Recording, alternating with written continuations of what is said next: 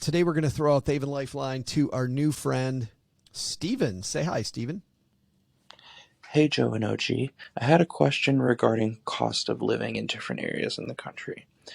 I've been thinking about if it's worth it to move to a higher cost of living area just for the 401k benefits. For example, I'm currently in the Central Florida area and using a couple cost of living calculators. Some of the higher ranking cities would put it anywhere from 175% to 250% of my current salary in these higher areas. So, for example, if I make $100,000 in the Central Florida area and I put 10% into a 401k, I'd get $10,000 of retirement.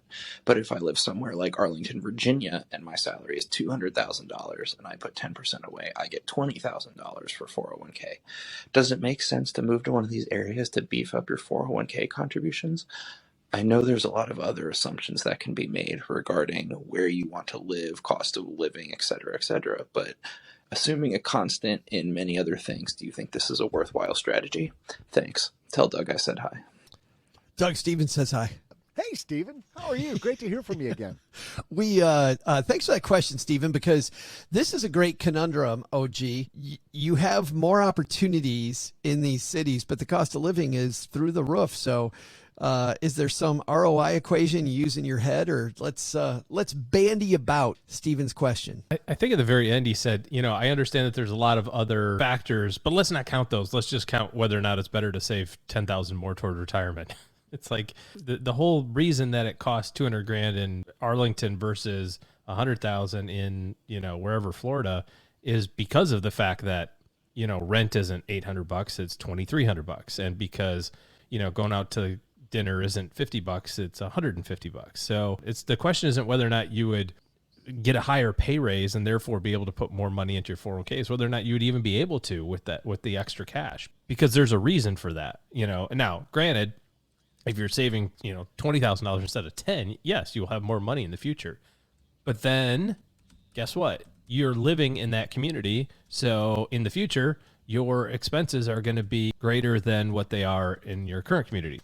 So you need to save that extra $10,000 in your example in order to stick with your cost of living once you do retire. And now you could say, well, I'm going to just move there temporarily for the next 30 years and then come back to, low cost of living area. But the reality is that won't happen. You'll have all of your friends and connections and all that sort of stuff will be in this new area, and you'll want to keep on living there probably, or at least somewhere similar. So I don't think that you can look at it in a vacuum and say, should I go make more money and try to keep my expenses the same? I will tell you, however, that part of the pandemic issue over the last couple of years has been people doing that from a virtual standpoint. I got a job in San Francisco, but I moved to Utah.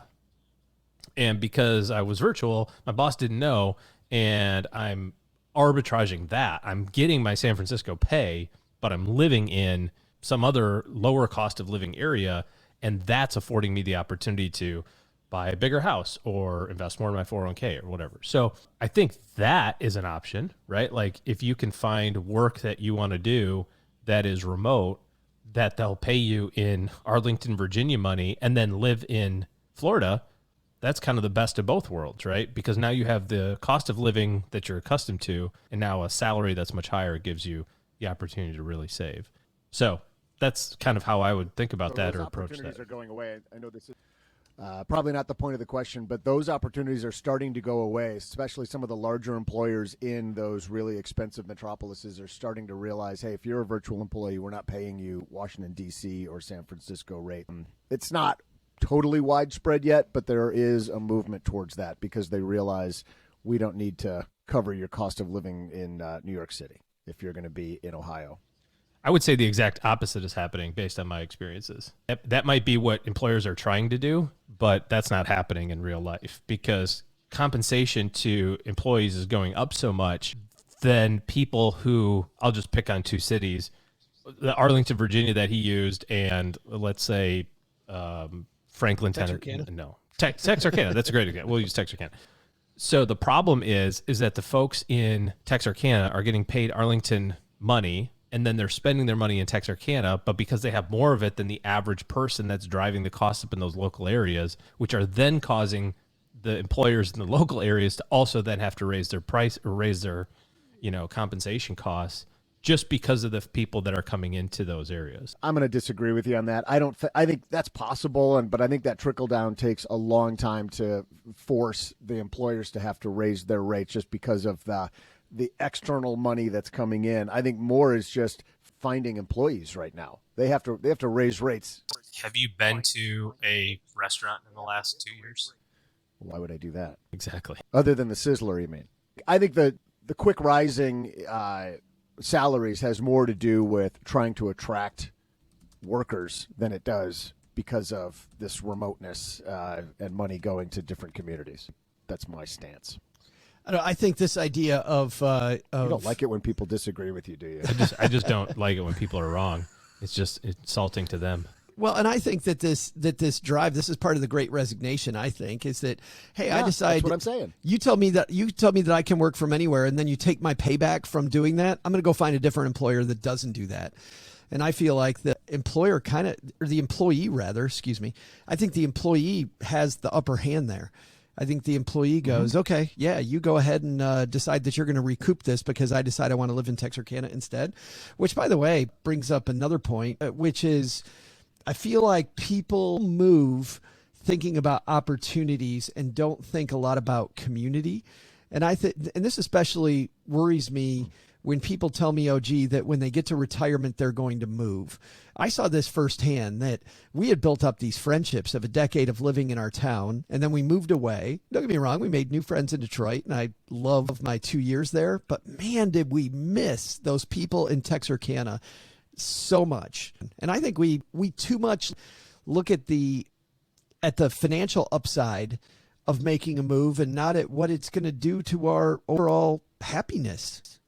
Well, that's what I mean. I don't think that unless you're with your people, right? If you work in a space or a community and that happens to be the thing that you guys all do, and I'm using air quotes, of we all vacation in Florida in this community, or we all the people in my circle tend to have this experience, then you're not going to move. And if you do, you're not going to like it because all of the connections and how much of a pain in the butt is it to figure out like where the grocery store is? And, you know, I mean, just the normal like process of doing life is automated when you've been in a community for 10 or 15 years or 20 or 30. And then all of a sudden you're going to pack all your stuff, leave all your friends and family and go move to another area. I don't know. I guess it happens, but but it's a different, it's for a different group of people, I think. We're way off of Steven's question, but I'm curious to know your thoughts on. It seems like the premise for his question of moving to maybe maximize 401k savings feels a little analogous to worrying about fees in your 401ks versus just saving more. Like it seems a little cart before the horsey. Am I misunderstanding that?